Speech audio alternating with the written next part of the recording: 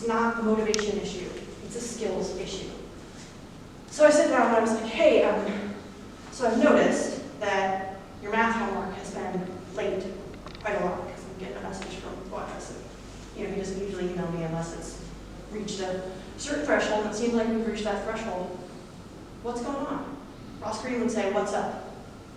That doesn't feel quite as authentic to me, so usually, what's going on? What's happening? I don't know, right? You have those conversations with kids, you constantly like, I don't know. So you keep probing and you keep asking questions. And I was like, okay, so when you get home from school, what do you feel like when you get out of the car? And she's like, I'm kind of tired. I'm like, tired like you need to take a nap tired? She's like, no, just, kind of, just like my brain has been. Like, okay. So then what do you usually do, right, when you get home? She's like, I just go sit on the couch and relax a little bit and have a snack. I'm like, okay. And at some point, do you think I should do my math homework? She's like, oh yeah. And what happens in that moment? Like when you think, oh, I should do my math homework, then what happens, right? And she's like, well, then I decide, the couch is really comfortable. I'm kind of comfortable where I am. I don't really, feel like getting up. My backpack's all the way over there. And it's like, oh, okay. I was like, do you want to get your math homework done? She's like, yeah. I was like, why do you want to get your math homework done? She's like, well, I like Mr. Lucas. That's her teacher. It's like, so I feel bad when I don't do his homework. I was like, oh, good. She didn't mention me, right? Like nagging her. That's good. So I was like, okay, well, what do you think is getting in the way? So you want to do it, and you remember to do it, but you don't do it. And this is kind of a new problem, right? Like you didn't have this problem last semester. This was in January. She's like, the couch is really comfortable. It is, because I took that couch out. I've lived in university housing for so long. This is the first couch that I've been able to buy in 17 years. I had a really comfortable couch, right? And she's like, the couch is just really comfortable. I think it's hard to get up. Like, once I sit on the couch, it's really hard to get up. Yeah, I totally understand that. I was like, okay, so we're back to, you want to do the homework, you remember to do the homework, and you think the couch is the obstacle. She's like, that could be. I was like, you want to try something different tomorrow? She was like, yeah, okay. Maybe tomorrow when I get home from school, instead of sitting on the couch, I'll go sit at the table and I'll have a snack there and I'll bring my backpack with me. And then when I remember to do the homework, I won't be on the couch where I'm too comfortable. And I was like, this is not where I thought this conversation was going to go, right? But that's the beauty of the plan B, is it's really listening and talking to the kid. And when right? Next day, she came home, she sat at the table, she did her math homework. And it was like, how did that, that was like magic, right? And that's sort of how this process works, finding a way that works. Now, nothing lasts forever, right? Eventually she got tired of sitting at the table. Kids grow, develop, humans grow and develop, right? Nothing is a permanent solution. But then we go back and we have the same conversation. Still checking in. Does she still want to do homework? Does she still remember to do? Like, what are the obstacles? So he talks about this collaborative problem solving is coming together and sort of figuring out, okay, what works, what doesn't work. It's not about changing your expectations, right? At no point in that conversation was it going to be okay for her not to do her math homework, right? I don't think in that situation.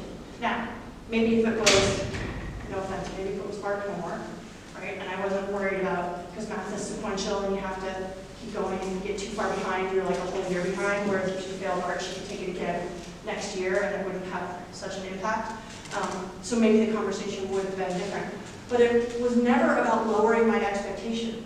Right? It was all about helping her figure out and listening to her about how she could meet the expectation, but in a way that wasn't putting her on the defensive, right? Instead of saying, like, I got another email from your math teacher, you're not doing your homework, your sister can do it all the time, I'm tired of nanny, like, none of that. And that, I will tell you, is hard. I am not a patient person at all, in any way, shape, or form. My kids know, go to their dad if they need, some patience. But I'm also the one who is better at holding limits and expectations. So a lot of times these conversations fall to me.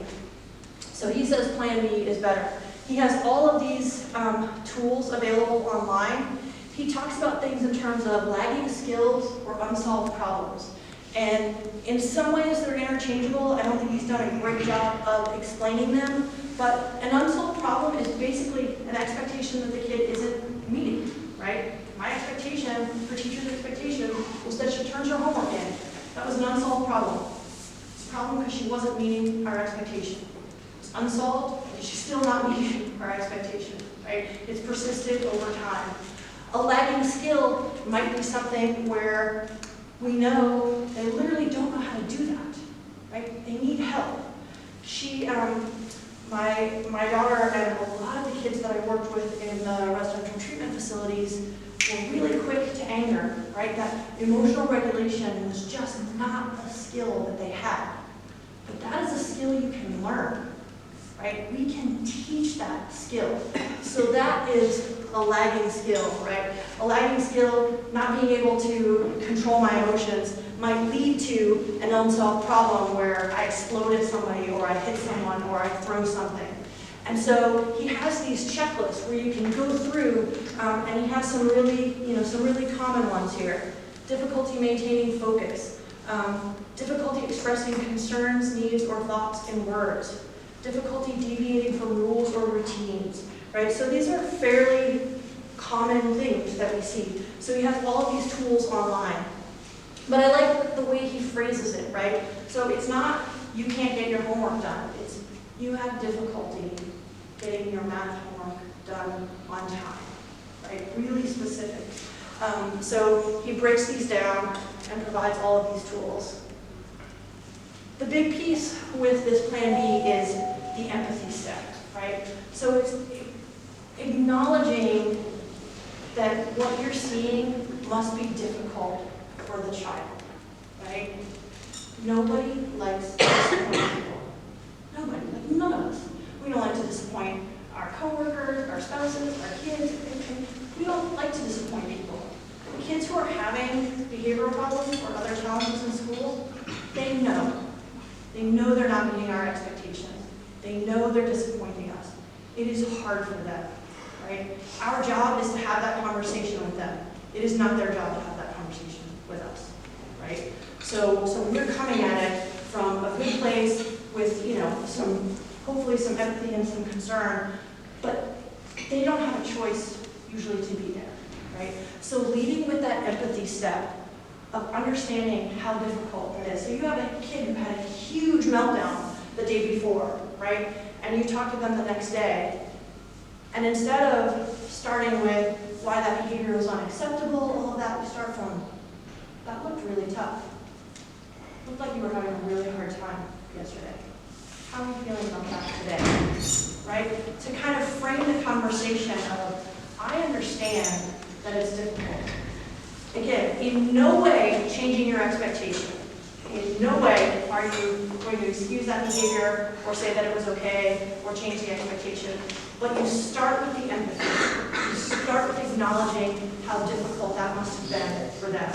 Everybody saw, right? I mean, think about what it's like to be in that kid's shoes. So starting with the empathy step. Defining the problem step, that's when you come back to the expectation, right? That looked like that was really challenging for you yesterday. It looked like you were having a really hard time. How are you feeling about that today? You get through that part, and you say, but here at Life, we can't allow that to happen, right? It's really unsafe when kids throw things.